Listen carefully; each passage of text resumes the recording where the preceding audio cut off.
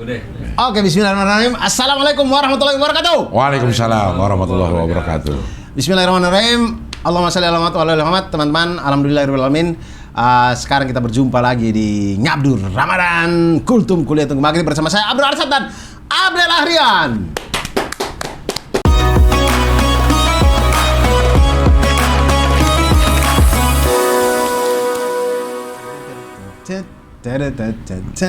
Enggak itu suci. Enggak suci. Sekarang sudah yang setelah 2-3 kali saya dengar terbayang juga di kepala. Dan kita memasuki hari ke-15. 14. Besok. Ya, besok betul. Masuk ke hari ke-16 lusa. Ya, ini hari ke-14. Alhamdulillah teman-teman, bagaimana puasanya? Lancar-lancar. Jangan lancar ya. Alhamdulillah. 2 minggu sudah nih kita berpuasa. 2 minggu. Iya. Enggak berasa ya? Enggak berasa. Enggak berasa memang. Enggak berasa masih di Syakban. Iya. Hari ke-14 ini teman-teman, kami itu mencoba untuk, jadi kalau teman-teman sudah nonton sampai 14 ini, memang tidak selengkap kalau teman-teman mengikuti cerita. Jadi konsepnya ini bukan Sirah Nabawiyah yang kita runut gitu. Karena kalau teman-teman mau yang runut yang bagus itu teman-teman nonton aja Ustadz Khalid Basalamah ya, bagus sekali itu. Dan ustadz-ustadz yang lain yang mengajarkan tentang membicarakan tentang Sirah Nabawiyah gitu. Ini untuk mengisi kultum kita cerita-cerita yang kita ambil sedikit-sedikit saja gitu. Ya mudah-mudahan sebagai ini aja pemantik untuk teman-teman ke YouTube-nya Ustadz Khalid Basalamah gitu aja. Karena lengkap banget ya, ini Sirah Nabawiyah, terus juga menteladani sahabat-sahabat. Betul. Misalnya menjadi Utsman di masa sekarang itu gimana, menjadi Abu Bakar di masa sekarang itu gimana. Iya, betul. Kalau kita sih sebenarnya nih cerita-cerita hal yang pernah kita dengar sambil kita konfirmasi bener gak dulu yang kita dengar dengan beberapa rujukan-rujukan. Betul. Gitu. Dan kami ini teman-teman, kami ini itu lagi. Jadi kami itu baca dari Ibnu Hisham, Sirah Nabawiyah Ibnu Hisham. Nah, ini Sirah Nabawiyah lebih duluan daripada Sirah Nabawiyah yang biasa saya pakai, yang Syekh Syafii Rahman Al-Mubarakfuri. Syekh Syafii Rahman Al-Mubarakfuri itu salah satu daftar pustaka yang beliau pakai juga Sirah Nabawiyah Ibnu Hisham ini. Rujukannya juga dari sini. Tapi kalau yang membedakan sirahnya Ibnu Hisham dan Syekh Syafii Rahman Al-Mubarakfuri itu, di sirahnya Ibnu Hisham itu yang kisahnya yang doif pun beliau masukkan. Beliau masukkan tapi tetap ditulis, ada catatan kakinya gitu, footnotes-nya ini doif gitu, lemah. Secara cerita hadis ini lemah. Tapi kalau di Syekh Syafii Rahman Al-Mubarakfuri itu yang lemah-lemah sudah tidak dimasukkan. Yang cerita-cerita kuatnya aja gitu. Karena lemah itu masih ada kemungkinan benar. Hanya perawi hadisnya itu ada yang tidak kuat hafalannya. Sampai kepada Rasulullah SAW sampai namanya hadis, dia perawinya itu runut sampai sana. Cuma nanti ada mungkin ini dari sini. Nah, yang kesininya ini secara ilmu hadis hafalannya kurang ini. Jadi bukan berarti doif itu bukan hadis gitu, tapi kedudukannya lemah. Kalau yang bukan hadis itu maudhu, hadis palsu. Nah, itu sudah jelas-jelas bukan hadis. Itu sebenarnya tidak bisa juga dibilang hadis itu sudah memang palsu aja itu. Tidak sampai kepada Nabi Muhammad SAW. Nah, kemudian teman-teman, jadi karena kami itu tidak runut, tapi kami mencoba untuk membagi Ramadan ini menjadi 15 hari. 15 hari kita bicara soal fase Mekah. 15 hari nanti kita bicara soal fase Madinah. Jadi kita hari ke-14 hari ini kita masih bicara di fase Mekah. Apa yang terjadi? Setelah Rasulullah SAW Isra dan Miraj, bukan Isra, setelah Abu Thalib dan Sayyidah Khadijah radhiyallahu anha meninggal. Kan kafir Quraisy makin ini segala macam. Nabi Muhammad SAW itu sempat membuat perjalanan ke Taif untuk meminta bantuan. Ini salah satu cerita yang terkenal sekali dan kita sering dengar di khotbah-khotbah Jumat, di ceramah-ceramah, ini sering sekali didengar. Rasulullah SAW ditemani dengan Zaid bin Harisah. Anak angkat beliau. Yang awalnya bin Muhammad, kemudian turun ayat jadi bin Harisah lagi. Zaid bin Harisah. Ini pergi ke Taif. Taif tuh dari Mekah berapa jauh, Cing? Saya belum pernah. Gue nggak perhatiin berapa jauhnya, cuman berada Tapi di luar. berasanya kayak Jakarta kemana? Jakarta ke Bogor mungkin ya. Oh, lumayan dekat ya. Iya, nggak terlalu jauh lah, nggak terlalu jauh. Atau Bogor dan Puncak lah gitu, karena udaranya udah beda. Oh, Taif tuh puncak gitu ya? Iya. Gue nggak tahu apakah jaraknya sepuncak, cuman karena udaranya beda, pikiran gue kayaknya dari Jakarta ke Puncak nih gitu. Oh, Gitu. udaranya tuh berasa kayak di puncak. Iya, udaranya itu sejuk dan hijau memang. Ada orang jual jagung bakar? Oh, nggak ada, karena nggak ada Masjid Taun ya di situ apa? Tahun. Taun, bukan Taun. Ini, kurma bakar? Kurma bakar. Jagung bakar. Di Mungkin sana ganti kurma? Enggak juga ya? Kalau di sana tuh makanan tuh es krim. Kan dingin. Kalau ke Jabal enggak, maksudnya di Mekah itu, kalau ke tempat wisatanya pasti ada yang jualan es krim. Karena panas ya. Gitu. Lo ke Jabal Mahnet di atasnya yang jual. Es krimnya yang Ya itu Turki yang dong. diambil itu lagi. Turki. Oh, itu Turki. Itu Turki. Jualan es krim di situ di Jabal Mahnet ya. Tapi enak, Dur. Saya nonton itu ada satu video cara mengalahkan penjual es krim Turki. Iya. Digigit dimakan. Ada bapak jadi dia gigit. Setiap dikasih kan kerupuknya doang. Itu kerupuk digigit. Akhirnya itu penjual rugi. Kerupuknya banyak yang rusak. Akhirnya ya udah dia kasih. Ada juga yang nafsu, mungkin dia udah sering ya. Iya, dipegang tangannya. Dipegang tiangnya. Look.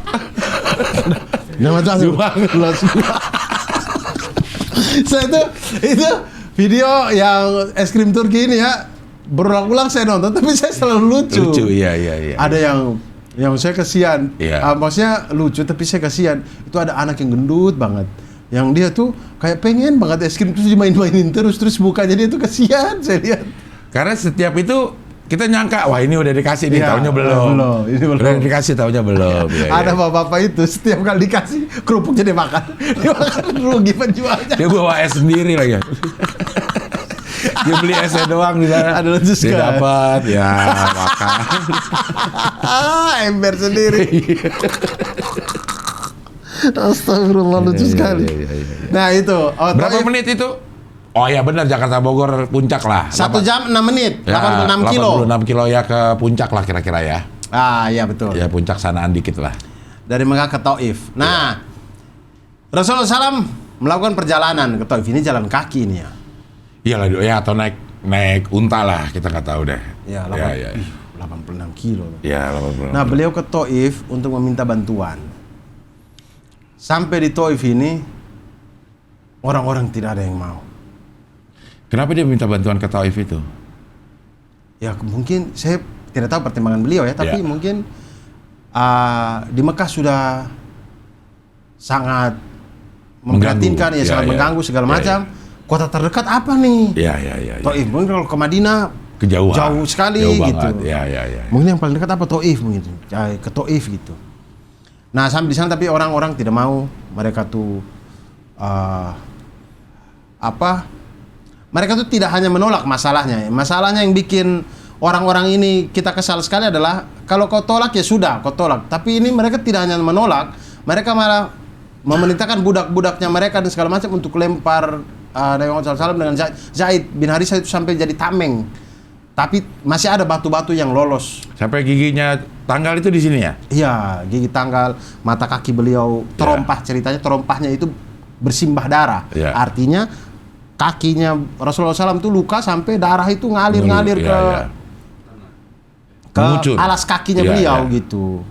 Iya. Sampai segitunya. Jadi memprihatinkan sekali. Nah, Sampai Jibril juga kesel ya? iya, Jibril sampai kesel sampai Iya. sekesal itu. Artinya Padahal malaikat nggak punya nafsu aja tuh. Niat kayak begitu udah. iya, perlakuannya sudah terlalu. Iya. Lalu kemudian sampai jangankan Jibril alaihissalam yang memang dasarnya adalah makhluk yang baik ya. Rasulullah SAW itu kemudian sampai berteduh di bawah pohon anggur. Ini di dalam kawasan kebunnya Utbah dan Syaibah. Dua anaknya Rabi'ah ini. Yang di Mekah memusuhi juga nih. Utbah dan Rabi'ah tuh melihat tuh. Utbah dan Rabi'ah. Utbah dan Syaibah. Utbah bin Anaknya Rabi'ah Ummu dan Jamil. Anaknya siapa? Anaknya Rabi'ah. Utbah bin Rabi'ah dan Oke. Syaibah bin Rabi'ah. Kalau Ummu Jamil itu istrinya Ummu Jamil tuh Abu Lahab. istrinya Abu Lahab. Abu Lahab. Ya. Oke. Iya benar. Ya. Ya. Itu dia tuh Utbah dan Utaibah. Ya. Ada Saibah. Kalau ini Utbah dan Syaibah. Saibah. Beda lagi sama Utbah sana. Beda. Ini Beda orang yang Utbah. beda. Ini Ya. orang yang beda. Ini mereka sampai ngelihat itu, mereka tuh ikut kasihan. Padahal mereka ini memusuhi Nabi di Mekah ya. Ya. Tapi mereka melihat kondisi itu, mereka kasihan juga. Kemudian mereka suruhlah ininya, budaknya mereka namanya Adas. Adas ini bawa anggur ini, kasihlah. Kesian itu. Adas ke sana, kasih anggur ke Nabi Muhammad SAW. Nabi Muhammad terima kasih. Sebelum makan anggur, Nabi Muhammad bilang Bismillahirrahmanirrahim. Adas kaget. Ini kalimat dia tidak pernah dengar sebelumnya. Ini kalimat apa ini? Karena Nabi Muhammad SAW kemudian menjelaskan, ini kalimat yang diajarkan untuk makan apa segala macam. Itu kalimat indah sekali gitu. Terus Nabi Muhammad itu, kamu kok tahu kalimat ini indah? Kau dari mana emang? Oh, saya dari desa apa, Ninawa atau apa gitu. Tempatnya Yunus bin Matta. Yunus bin Matta Nabi Yunus. Kemudian Rasulullah SAW bilang, oh itu sesungguhnya dia saudara saya, sama dengan saya. Kami adalah Nabi, Rasulullah gitu, utusan Allah.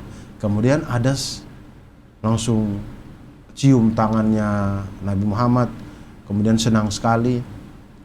Utbah dan Saibah ngerasa kayak, kita kan suruh dia kasih anggur. Anggur doang. Kenapa malah cium tangan? Ngapain salim lu? Ngapain salim? Dia yang tadinya kasihan emosi lagi. Si Adas datang tanya, kau kenapa? Saya cuma suruh kasih anggur, kau cium-cium tangan orang itu, kau sudah kena sihir itu. Tidak, itu dia tuh Nabi itu. Saya tuh dari semua hal yang saya lakukan di dunia ini, saya paling senang yang tadi itu saya bisa cium tangannya beliau gitu. Tapi tetaplah dimarahin lah si budak ini akhirnya. Nah, akhirnya diusir Nabi Muhammad SAW dari kebun itu juga, diusir dengan segala kesusah payahan Nabi Muhammad SAW. Itulah Jibril datang. Kemudian Jibril mengatakan, ya Rasulullah, angkat tanganmu dan berdoalah kepada Allah. Berdoa saja. Nanti saya angkat ini gunung apa, Cing? Dekat-dekat situ? Gue namanya lupa dah. Ada gunung Jabal apa gitu? Ya. Bukan. Kalau Uhud masih di Madinah Madinah. sana. Apa gitu, Jabal apa gitu. Akan saya angkat dan saya putar balikan ini buminya mereka nih. Tanahnya mereka nih. Tapi Nabi Muhammad jangan begitu. Mereka bikin itu karena mereka tidak tahu. Ya. Itu tuh kerennya Nabi Muhammad SAW ya. Ya. Maksudnya di saat yang begitu saja. Pokoknya kalau yang disakiti itu beliau tuh sabar minta ampun. Tapi kalau yang disakiti itu keluarganya beliau atau sahabat beliau, beliau marah sekali. Iya. Yang sampai akhirnya Taif ini kayak banyak melahirkan ulama katanya. Begitu mereka udah tahu, di Taif ini, kalau nggak salah berdoa deh supaya orang-orang di Taif ini jadi anak cucunya, dan anak cucunya memang banyak ulama dari situ katanya akhirnya. Dari situ ya. Iya. Itu belajar tentang betapa lembutnya hati beliau gitu ya, sudah disakiti seperti itu segala macam, beliau itu mendoakan, masih mengharapkan kebaikan yang ada dari situ. Makanya tidak salah sih beliau jadi Nabi akhir zaman ya, Rasulullah SAW ini. Ya, begitu jagonya beliau. Ada fase-fase di mana Islam disebarkan dengan kelemah lembutan di awal-awal ya. Memang disebarkan dengan kelemah lembutan karena itu yang bikin berbeda dengan budaya jahil di zaman itu kan. Yang si Ja'far itu bilang kan betapa budaya jahilnya udah mendarah daging suka gitu. mengganggu, suka berperang. Nabi Muhammad hadir di situ kayak antitesis dari budaya situ. Orang yang pada nggak bisa dipercaya dia jadi al-amin. Orangnya mudah marah, mudah berkelahi, beliau jadi yang paling sabar gitu. Murah senyum. Iya. Banyak kisah-kisah kayak yang ini di Madinah atau di Mekah ya, yang misalnya dia lewat terus diludahin. Dia lewat terus diludahin sampai satu saat kok nggak ada ngeludah nih. Tanya, mana tuh orang yang bisa ngeludahin? sakit. Beliau yang pertama kali menjenguk gitu. Ya gitu. Jadi Rasulullah SAW tuh luar biasa lah. Teladannya tuh memang luar biasa. Yang mana kita untuk sampai saya walau alam saya bisa kalau saya sih saya emosi sih. Emosi. Lalu kemudian setelah dari Taif ini beliau kembali ke Mekah dengan kesedihan dan segala macam. Nah, ada satu kisah juga yang setelah sepulangnya dari Taif, ketika beliau sholat malam atau di salah satu sholatnya, ada jin yang datang mendengar bacaan Qur'annya Rasulullah SAW ini. Yeah.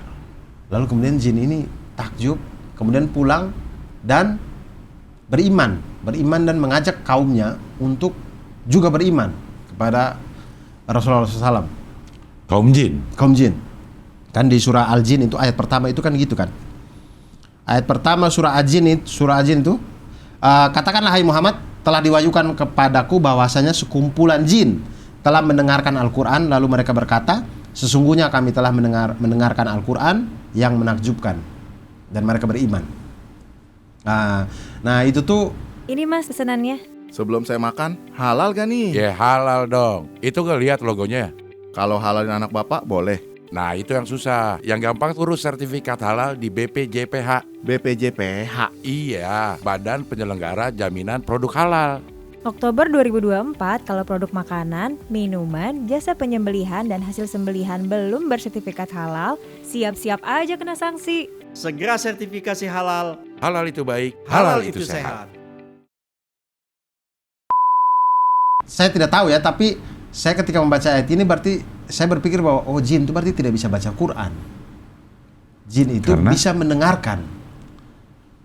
Kalau ada mushaf baca mungkin dia tidak bisa mungkin. Mungkin dia tidak bisa baca tulis kali ya, jin itu ya? Ya mungkin kali ya. Mungkin bisa kali ya. Ya kita nggak tahu sih ya jin itu. Ya kita tahu dunia kehidupan sehari-harinya ngapain gitu. Iya. Ada sekolahnya nggak sih? Iya. Kocak juga kalau di sekolah terus pakai seragam gitu. Iya, kayaknya beda deh, beda dimensi. Beda dimensi, terus beda cara hidup, beda kegiatan sehari-hari. Iya. Apakah dia ada yang cari nafkah? Untuk menghidupi anak istrinya, karena kan jin beranak pinak kan. Wah, berarti ada yang main pakai sistem riba juga dong di jin. Apakah dia yang bikin YouTube? Nggak tahu juga. Karena jin itu kan hidupnya di bumi-bumi juga. Bumi ini tapi dimensi lain mungkin. Jin dan manusia, ini artinya mungkin ada jinnya juga ini, tapi kita tidak bisa bersentuhan, tidak bisa lihat. Dimensinya berbeda. Tidak tahu, mungkin dia hidup dengan sinyal-sinyal wifi atau apa bagaimana? Iya mungkin, bentuk-bentuk hologram ya. Yang kita tidak bisa lihat ini. Hologram itu kan bentuknya ada tapi kita nggak bisa sentuh. Nah ini. Tapi kita bisa lihat hologram. Iya kalau ditampilkan. Iya. Gitu. Nah si jin ini bisa juga ditampilkan kan? Sulit. Karena ada orang yang bisa ngeliat jin katanya gitu. Dimensi yang lain. Nah itu tuh saya tidak paham apa kemampuan jin untuk menampakkan wujudnya atau kemampuan manusia untuk melihat jin. Nah wallahu alam, karena memang alam gaib itu ya kita dikasih pengetahuan illa qalila, jadi sangat sedikit sekali. Iya. Sedikit sekali alam ruh, alam ini. Jadi alam gaib ini, tapi kita harus percaya karena itu termasuk. Karena ada kisah lagi di Madinah itu pernah salah seorang sahabat melihat Rasulullah malam-malam kayak ngomong-ngomong sendiri. Ngomong-ngomong sendiri. Lalu ketika selesai, sahabat itu bertanya, "Ya Rasulullah, tadi saya lihat Anda di situ ngomong-ngomong sendiri, kenapa?" "Oh, enggak, saya enggak ngomong sendiri. Itu ada ribuan jin ada di situ. Saya sedang menjelaskan mereka tentang ayat-ayat Quran." Iya. Gitu. Ya beda kalau Nabi Muhammad bisa lihat ya. Iya. Kalau kita Nabi Muhammad Allah aja ketemu. Iya, dengan Allah aja ketemu, apalagi jin-jin ini. Iya, dia bisa. Enggak, maksudnya kalau gue berpikir ya, mungkin kalau di penampakan itu adalah bukan karena kita yang bisa lihat, tapi jin yang menampakkan. Kayak misalnya malaikat lagi menyerupai manusia. Artinya dia yang berusaha untuk menampakkan diri kan. Gitu kan, ada banyak kisah tuh. Iya. Ya, itu malaikat sebenarnya. Ya. Dari cerita Nabi Nabi Lut. Ya. Ada orang yang tampan, terus Nabi yang sama Nabi Muhammad juga tuh yang mengenai rukun Islam. Ya, kemudian Umar bin Khattab radhiyallahu an tanya itu tadi sama siapa itu ya Rasulullah? Akrab banget. Akrab banget. Dengkul sama dengkul nempel gitu kan. Oh, kamu bisa lihat. Itu tadi Jibril. Ya. Artinya pada saat itu memang Jibril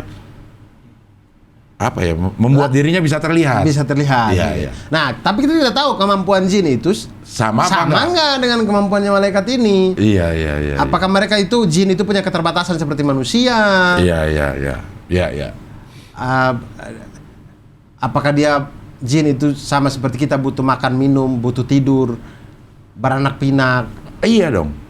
Mati juga. Tempat tinggal kan, makanya kita dilarang buang air kencing sembarangan karena ada ininya juga kan, ada kisahnya juga. Kenapa di situ? Karena di situ tempat tinggalnya jin. Jangan, kasihan kalau lo kencingin atau lo apa gitu. Karena itu tempat tinggalnya ada di jurang-jurang katanya tuh, di tempat-tempat lembab. Itu memang jin di situ tinggalnya. Cuman kita nggak bisa lihat aja. Ini jadi ada nih sebenarnya nih tuh. Ya? Jangan dibikin lembab berarti ini. Hah? Tapi ini kan bukan jurang. Mungkin banyak di stasiun Jurang Mangu mungkin. Iya. Di jurang-jurang, di Mangu-Mangu juga ada. Iya. Ada istilah sampai tempat jin buang anak. Ya, berarti punya anak kan? Anak siapa yang dibuang sama dia? Nggak tahu. Iya. Apakah jin itu dia punya keterbatasan? Ya, jin pasti bukan makhluk immortal, jelas. Tapi maksud saya, apakah dia punya fase mati seperti kita gitu, yang 60 tahun kemudian mati? Tapi kan dia umurnya, kalau yang apa ya? Tahu benar atau enggak ya? Bukan dialog antar jin. Nanti tahu, saya belum pernah baca tuh. Iya. Dia umur ratusan itu remaja katanya, Dur. Nah. Yang berdialog ini nih remaja dan umurnya berapa ratus tahun gitu. Saya ini masih dalam di fase jin masih remaja. Masih remaja itu. Ya, berarti taruhlah berarti ada misalnya kalau taruhlah 1000 tahun ya. Iya. Berarti 1000 tahun dia mati. Misalnya, ataukah jin dari zamannya Nabi Adam alaihissalam sampai sekarang masih hidup gitu. Ya, kita nggak tahu ya. Saya juga tidak tahu. Pokoknya yang pasti ditangguhkan itu yang tidak mau sujud. Azazil. Iya, itu ditangguhkan. Ditangguhkan sampai kiamat ini. Sampai kiamat. Apakah dianya sendiri atau kaumnya dia semua ditangguhkan? Tolong yang tahu silakan. Tapi saya belum pernah mendengar jin mati. Kisah jin mati. Ya. Ya. Kalau jin beranak ada ya, ceritanya ada jin beranak ada. Ya, ada istilah yang kita dengar, jin buang anak. Iya. Ada, tapi kalau jin mati enggak, ada. Ya, belum. Kan yang kita dengar nun mati. Ketemu jadi meme itu, iklap. Jadi iklap. Iya. Tapi kalau jin mati enggak. Ya. Enggak, saya belum pernah dengar gitu. Iya. Bahkan istilahnya pun tidak pernah dengar. Jin mati ya, iya. Jin mati enggak pernah. Belum pernah ya. Nah, itu bagian-bagian dari alam-alam gaib yang memang manusia percaya, diperintahkan untuk percaya, yakin, tapi ilmu yang diberikan sedikit sekali. Hanya sedikit sekali. Sehingga pertanyaan nggak akan pernah selesai. Ya, dan tentu ada hikmahnya kalau kita diberikan yang sedikit itu biar tidak pusing. Iya, kalau kehidupan kita yang nyata ini aja udah bikin pusing, ditambah lagi dengan yang goib-goib, lebih pusing nanti. Apalagi kalau kita bisa lihat sesuatu yang goib. Iya. Kalau kita bisa lihat wifi, adalah gitu ya. Wah, mata kita pusing. Pusing. Kita kayak lap kaca nggak bersih-bersih tuh. Iya, ada lagi. Lap kaca kayak, kok masih? Iya, aku nggak enak banget dah. Iya. Siapa sih yang wifi-an di sini? Iya. Berhenti dulu wifi, jangan ini gua ngelap kaca gitu. Iya. Pusing banget dah. Gue mau lihat jalan jadi nggak bisa deh, wifi lu hidup mulu. Gitu. Kemana-mana kan? Iya. Makanya hal-hal begitu tidak ditampakkan tuh malah.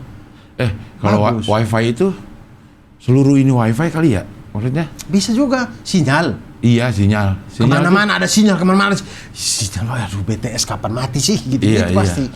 Semuanya ada sih. Mengganggu banget. Terus nggak dalam bentuk kayak yang kalau gue bayangkan tuh kayak laser, kayak gelombang gitu. Satu enggak gitu ya? Kayaknya nggak gitu. Kayaknya keseluruhan ini. Iya, semuanya ini ada. Iya. Dia menyebar aja gitu. Iya. Terus kalau kita bisa lihat jin mungkin kita susah bikin rumah. Karena? Tanah kosong dikit, aduh. Mau bikin ada jinnya ada lagi. Jinnya, iya. Mau ini jinnya lagi. Mau bikin jalan baru, aduh ada jinnya lagi. Repot. Iya. Repot pasti. Udah bener kita nggak bisa lihat. Dan kita benar-benar bisa lihat ada jin buang anak. Oh, lo penyebabnya daerah sini dibilang jin buang anak. Ya, lo buangnya ke sini ya, gitu. Jadi menyusahkan hidup. Iya. Menurut saya kalau kita bisa lihat jin. Ya tapi kalau kehidupan kita begitu akhirnya ya udah biasa. Iya. Mungkin kayak macet nih. Ada orang nyebrang. Lenteng Agung.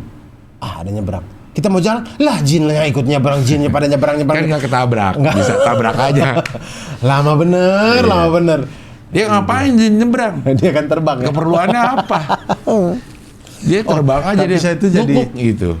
Saya itu jadi saya tidak tahu ini, cuman ini pikiran lo aja. Pikiran saya, analisa saya aja. Maksudnya kenapa manusia itu sampai detik ini tidak bisa menyamai kecepatan cahaya? Menurut saya karena malaikat itu kan diciptakan dari nur, dari cahaya. Mungkin pergerakan malaikat itu secepat cahaya. Iya.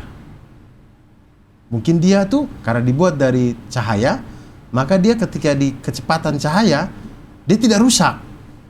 Beda dengan kita ya, kita mungkin kalau di kecepatan cahaya hancur nih daging-daging kita mungkin. Nah, malaikat enggak. Mungkin itu juga makanya tugasnya malaikat mengantarkan wahyu itu cepat banget. Iya. Dari Sidratul Muntaha ke 300.000 kilometer per detik. Iya. Nguk udah sampai sana. Zet, datang kasih wahyu. Zet. Iya. Kalau kita tanah enggak. Nah, kalau iblis api kan sama-sama mengeluarkan terang. Tapi beda. Nah, tapi kayaknya karena dia dari api mungkin partikelnya dia karena Azazil tidak mau sujud kan kepada Nabi Adam alaihissalam. Artinya dia punya alasan bahwa partikel saya jauh lebih keren nih. Iya. Saya api, itu tanah, itu lumpur. Dia merasa lebih baik. Berarti kalau kita berkaca dari itu, mungkin kemampuan atau secara fisik itu yang dibuat dari api memang lebih kuat daripada yang dibuat dari tanah. Makanya iblis juga punya kemampuan terbang lah, ke langit, ambil curi-curi berita lah, segala macam. Kita kan nggak bisa terbang kita. Betul, ya. Karena kita dari tanah. Kita dari tanah. Itu yang pertanyaan yang cukup masyhur juga tuh. Kalau iblis dari api nanti di neraka dia disiksa dan neraka itu api, nggak sakit dong katanya gitu. Itu kemudian dijawab dengan ditampar pakai batu bata kalau nggak salah. Sama-sama dari tanah. Berasa sakit kan? Saya cuma tahu ditampar doang ya. Tapi kalau ditampar pakai batu bata sih, itu yang diberikan pertanyaan lagi emosi banget apa gimana sih? Iya, sama-sama dari tanah ini. Sakit nggak? Sakit pak. Gitu. Nah itu. Ya itu. Karena ketemu tanah sakit juga. Iya. Sudah Allah Subhanahu Wa Taala yang maha menciptakan, jadi Allah juga yang paling tahu bagaimana bentuk kelemahan kita sebagai makhluk ciptaan, termasuk si iblis-iblis ini. Nggak ada tai-tainya mereka ini. Iya. Bukan berarti dari api ya. Dia tubuhnya membara gitu, enggak kan? Iya. Enggak kayak kita dari tanah terus dari tubuh kita ada cacing-cacing kan, enggak gitu ya. Mungkin bahan dasarnya tanah dijadiin apa ya, kayak itu bahan dasarnya api tapi bisa dijadiin apa gitulah. Iya. Logikanya kayak gitu ya. Iya, betul gitu. Logikanya begitu. Iya. Nah, itu ya beberapa kisah di setelah Taif. Wow, malaikat jin-jin juga datang untuk, karena Nabi Muhammad SAW itu nabi terakhir yang diutus untuk jin dan manusia ya. Ya. Karena Anas pun berarti tentang jin juga. Surah Anas. Ya, berlindung dari godaan jin. Jin perempuan dan jin laki-laki. Bukan, baik setan jin maupun manusia.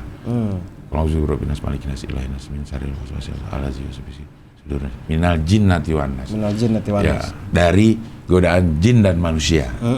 Artinya manusia bisa menggoda, jin juga bisa menggoda. Iya. Segala macam. Jadi Nabi Muhammad SAW itu diutus untuk alam semesta ini, untuk bumi ini memang. Iya, iya. Tapi kan tidak diciptakan jin dan manusia kecuali untuk beribadah. Memang jin juga beribadah. Beribadah juga. Beribadah juga. Nah, beribadahnya seperti apa diutusnya Nabi Muhammad SAW? Iya. Untuk ini juga. Iya, makanya jin juga Nabi Muhammad SAW dakwahi mereka gitu. Iya, iya, iya. Gitu. Kayaknya sih iyalah. Kan ada beberapa kayak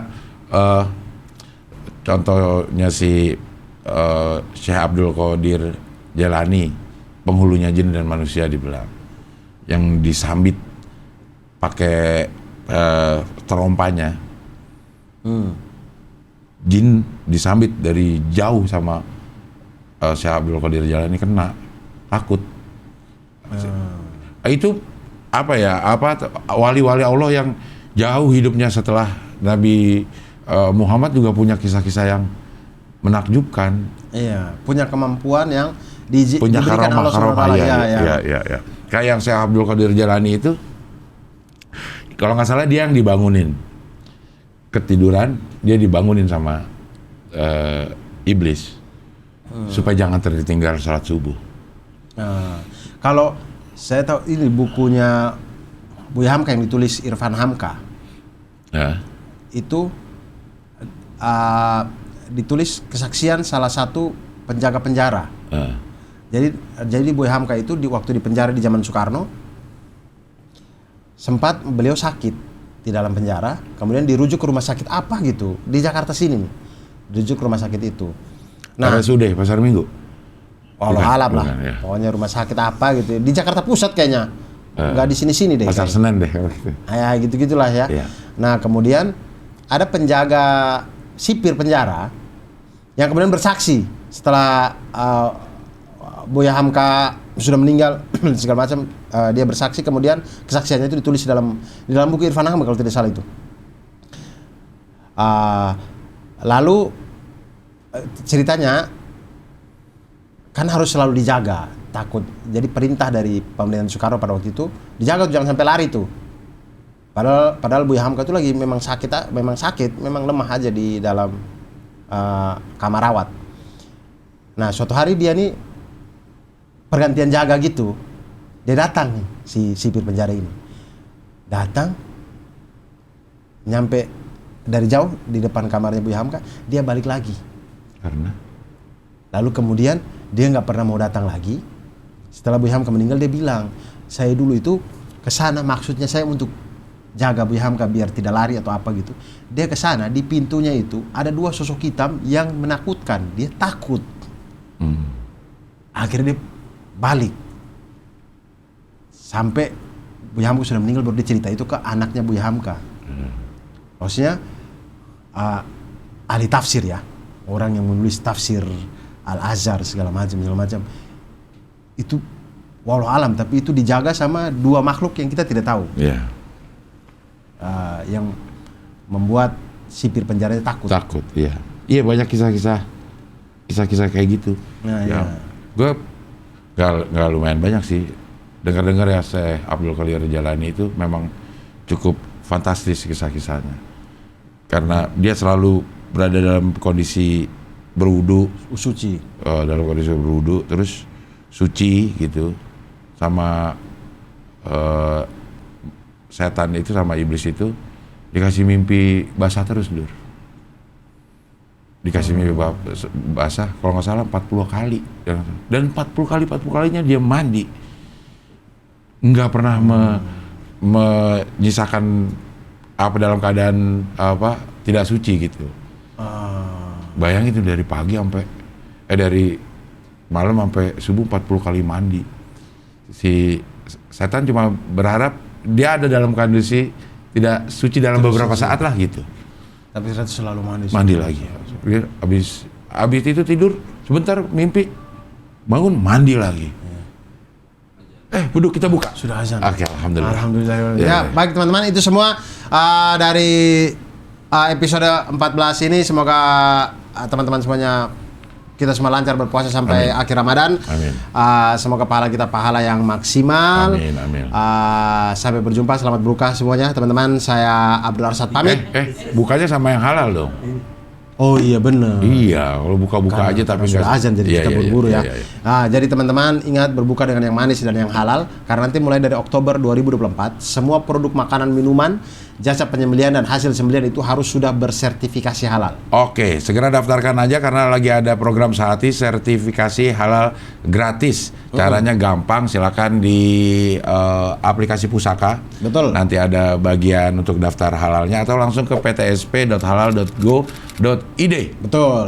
Itu ada sertifikasi halal gratis yang saat 2023 ini. Ya. Itu ada 1 juta sertifikat gratis yang bisa didapatkan sampai akhir dari Oktober 2023 dengan skema self declare. Ini skema yang sangat memudahkan. Jadi kita yang punya produk langsung bisa self declare gitu, nanti akan dibantu dan semua syarat-syarat, semua langkah-langkahnya semua ini teman-teman bisa baca dengan sangat lengkap di Instagram @halal.indonesia. Di situ lengkap sekali, jadi teman-teman bisa baca saja di situ. Dan terima kasih banyak, selamat berbuka puasa. Saya Abdul Arsad mohon pamit. Saya Abdul Harian juga pamit. Dan wassalamualaikum warahmatullahi wabarakatuh. Salam Salam satu satu maghrib.